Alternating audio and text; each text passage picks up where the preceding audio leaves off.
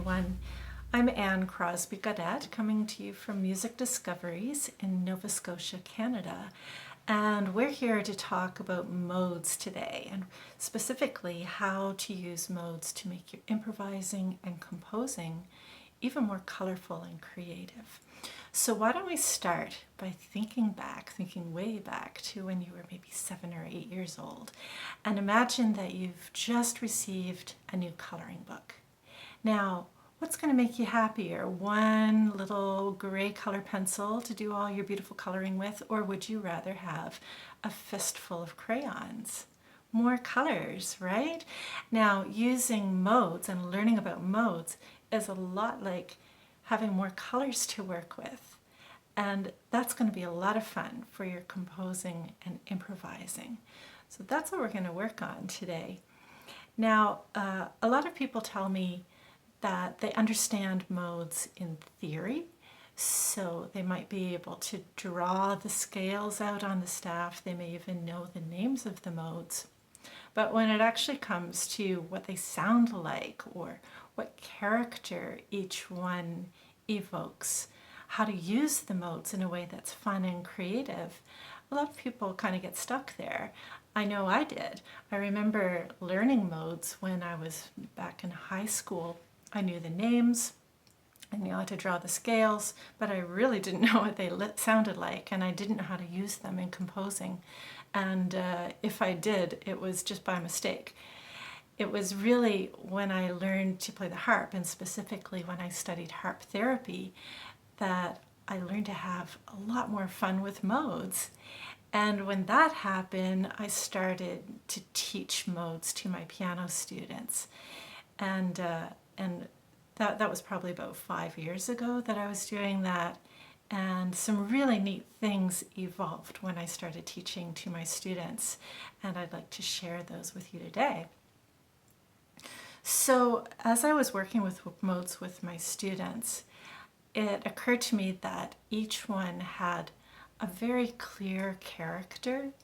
So what we ended up doing was I'd have my students articulate the character that they were hoping to create with a composition, and therefore choose an appropriate mode. So I kind of work backwards. In harp therapy, using modes is a little bit more subtle, but I really like the idea of highlighting character and bringing that out as much as possible. So how do we get started? Let's see. Well, all you really know, all you need to know to get started is a C major scale. If you know about a C major scale, then you can absolutely do this. So I'm just going to swing over to my harp here. And so you want to make sure that your harp is tuned to C major, obviously. You don't even need to know how to do proper scale fingering. In fact, I'm just going to do this with finger 2, and you can do it as well. So if I start on C and play my 8 notes of the scale,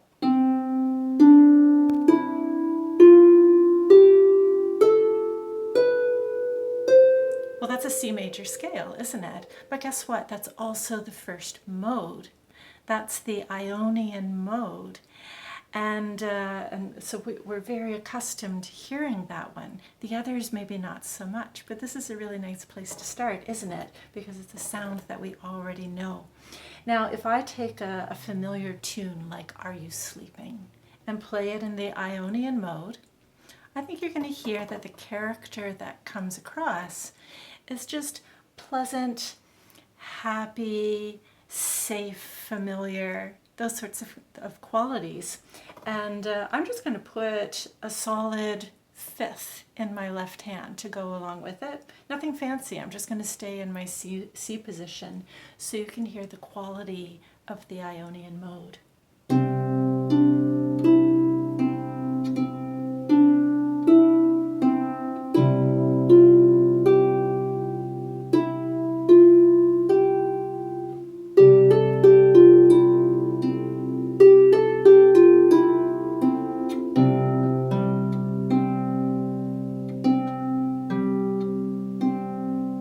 Sounds very comfortable and pleasant. That's the character of the Ionian mode. Now I can enhance that a little bit more by using more chord patterns in my left hand and maybe moving the chords around a little bit. So here's a slightly more, more interesting Ionian mode arrangement.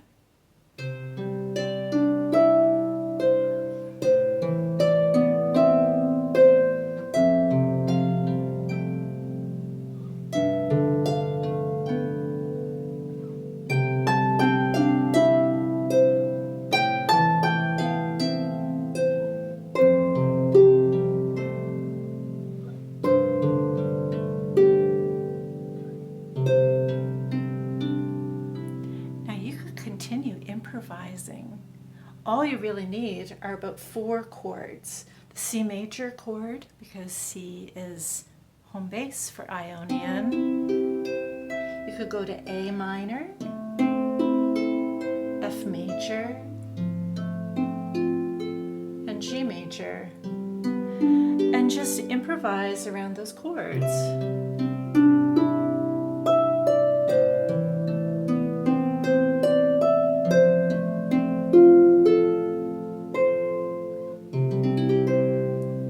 That's the sound of the Ionian mode. Now let's move to the next one. So remember, C major is our home base, but now the next mode begins on the 2nd degree of the scale. That means I'm starting on the next string higher, which is D. Now listen to the scale. I'm playing from D to D. Remember, we're not adding any sharps or flats. If I was on a piano, I'd be on the white keys only. Listen to the quality of our new scale.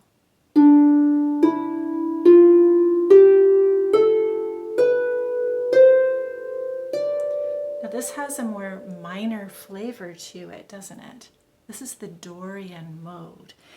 The 3rd note is the one that makes it sound minor. And as I go up, there's a little lift. This is the sound of the Dorian mode, and I think that character is going to come to life even a little bit more when I show you Are You Sleeping, transposed to the Dorian mode.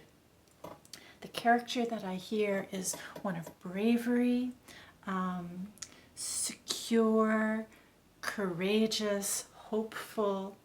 In therapeutic music, when you're playing in a therapeutic style, the character that we try to achieve is grounded.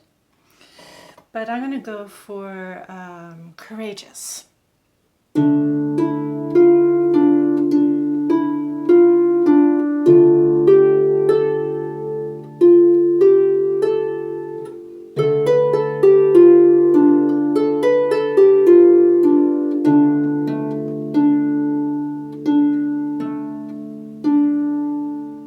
Part of that character is coming across by the touch and the tone that I'm using. Here's a little bit more dressed up arrangement using some other chords as well, but still in the Dorian mode.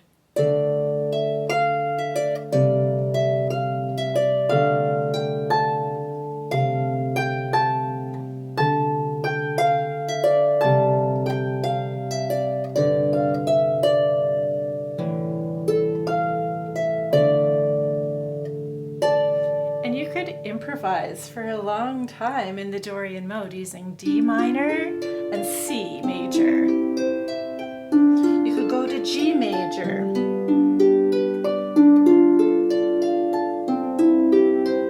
A minor. So that's a really popular mode, especially in Celtic music. You probably can think of tunes that you already know that are in the Dorian mode. The next mode is called Phrygian. It's built on the 3rd note of the C major scale, which is our home base. So that means we're starting on E now. Now this one has a really different sound, a little bit unusual. Have a listen to it and listen to see if you think that it's overall major or overall minor.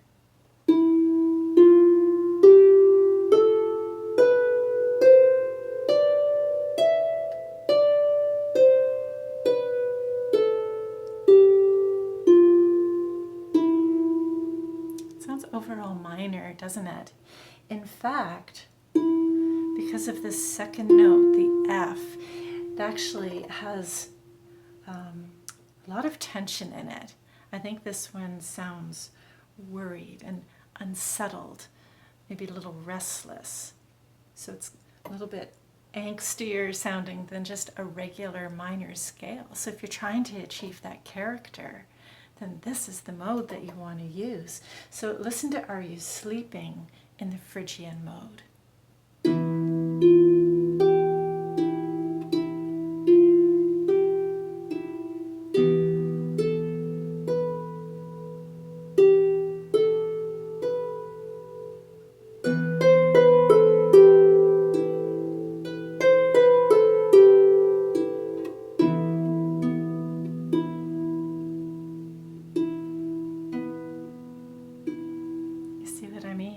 And here's a little bit more, arrangement.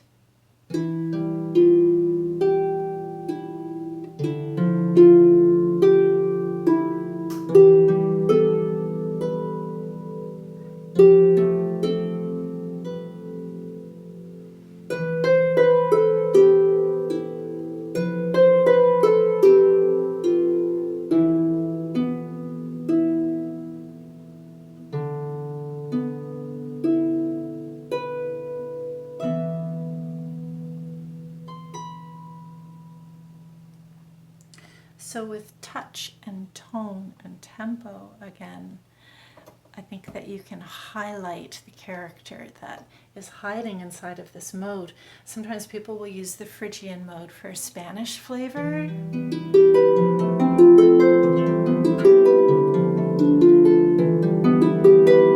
And that works really, really well. But I tend to work from the other direction, which is character first and leading into that particular mode. Now the fourth mode is called Lydian. So we're up to the fourth note of the scale. That's starting us on F. Now if you think of theory, usually when tonic is F, we're thinking in F major, we have B flats activated, right? So in modes, in the Lydian mode, we don't have the B flat, we have a B natural instead. So that's really going to surprise your ears. So have a listen and see what you think of the Lydian mode.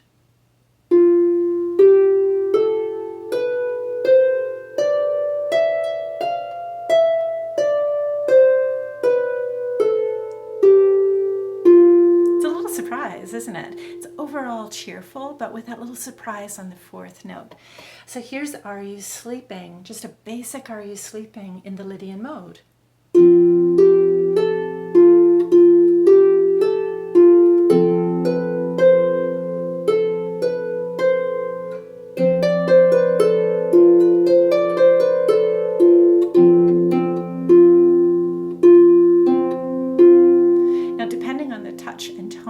Tempo that you choose, this one can either sound kind of magical and whimsical, or it can even sound silly. Here's another arrangement of Are You Sleeping with a few more chords and a little bit more character evolving from the range that I'm using and the rhythms that I'm using.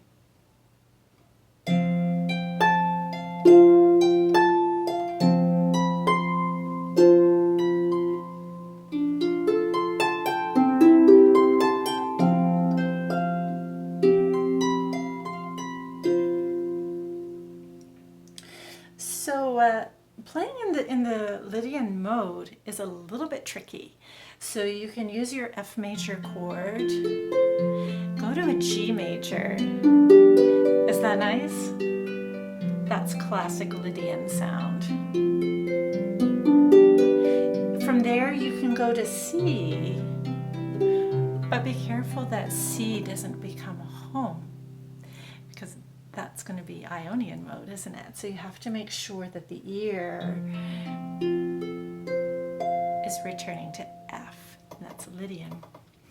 Now our fifth mode is called Mixolydian, and we're counting up from C. C is home base. We've got C, D, E, F, G. We're now starting our scale on a G. Now normally a G scale would have an F sharp in it, right? We're not putting the F sharp in. Remember, we're staying on the white keys on the piano. We're not adding any levers here on the harp. So listen to the G scale in Mixolydian.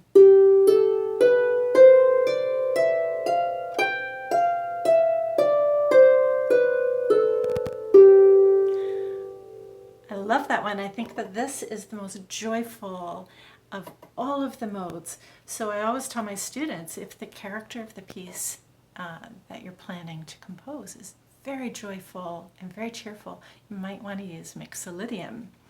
So now when I do Are You Sleeping in the Mixolydian mode, that tune doesn't actually have that F in it.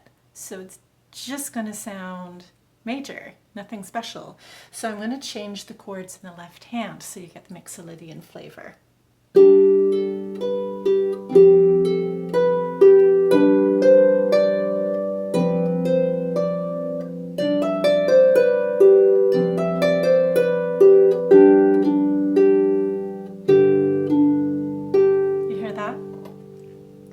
Here's a dressed up arrangement using the chord changes in rhythm and touch and tone and so forth to highlight the character a little bit more.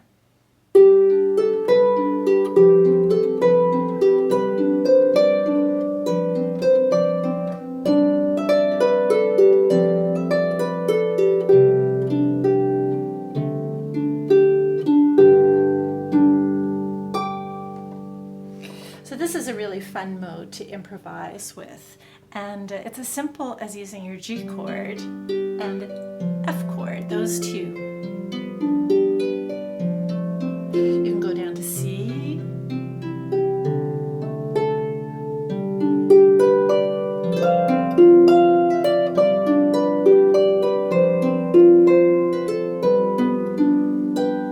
it's fun, right? Now we're on the sixth mode here. This is called the Aeolian mode. Counting up from C, again, remember C is our home base. We have C, D, E, F, G. A is the sixth mode. And here's the sound of Aeolian.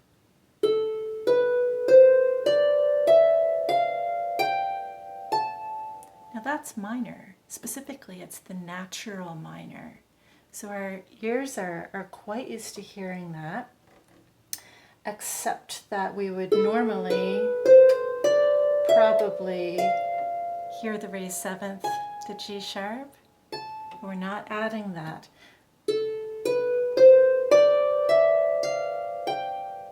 There's the Aeolian mode. This is a beautiful mode for creating music that's just sorrowful, lonely, sad. Here's Are You Sleeping? Just a simple Are You Sleeping with basic fifths in the Aeolian mode.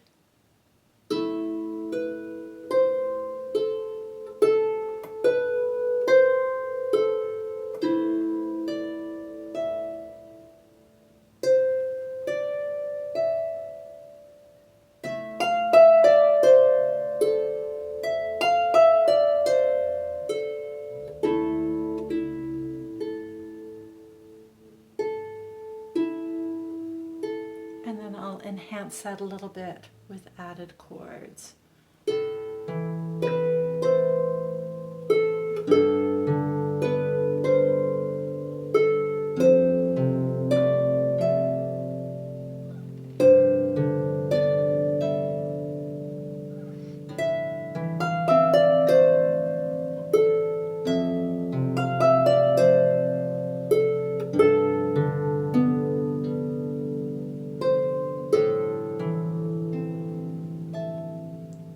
Continue improvising using your A minor and a G chord. Maybe down to a D, A minor,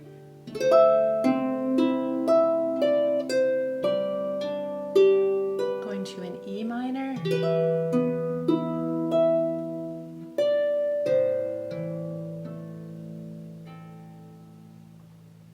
Did you notice that every mode can come to life with just 4 basic chords?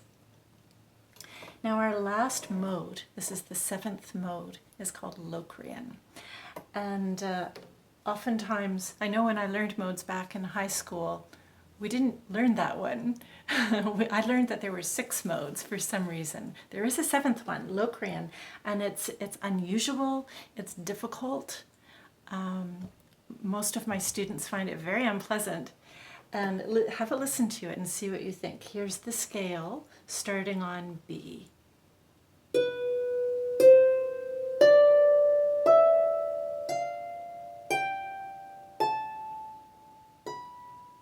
There are some unusual intervals in the Locrian mode. What normally would sound like a perfect 5th, which sounds very open and lovely, is now called a diminished 5th. And there's a lot of tension in this particular interval, and you need to highlight it because it's the tension that creates the character. So when you're playing in the Locrian mode, you're really creating it could be mysterious, it could be creepy, it could be fearful.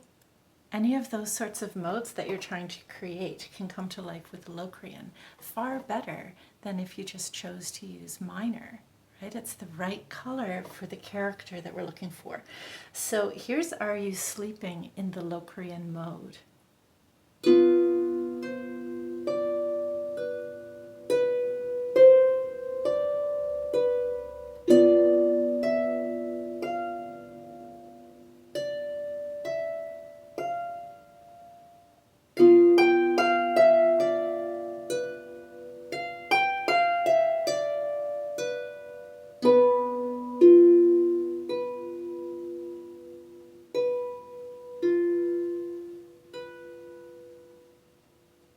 You hear how that sounds very unfinished and a little bit unpleasant. Here's a little bit more arrangement, again with added chords. Sometimes what people will do is they'll soften the tension by using A minor chords in the left hand, so I've done that a little bit in this arrangement.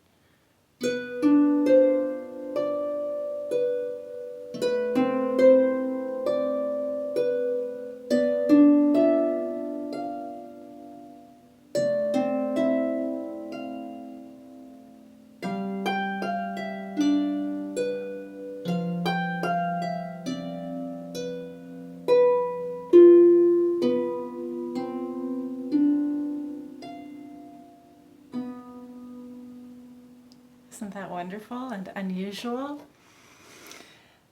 Makes you want to finish with back to Ionian, right?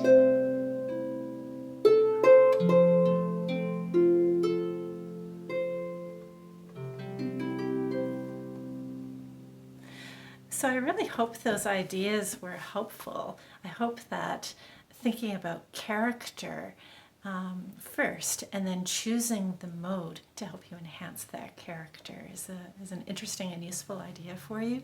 I find it a lot of fun, both for myself at the harp and the piano and also with my students. And if you're interested in taking a closer look at that and digging a little bit deeper and maybe doing some other creative projects, I have a brand new book that's just out. It's called Emoji Modes, and it's available on my website. We'll put the link here on the video so you can have a look. But have fun with your modes. Good luck with your composing and improvising. See you.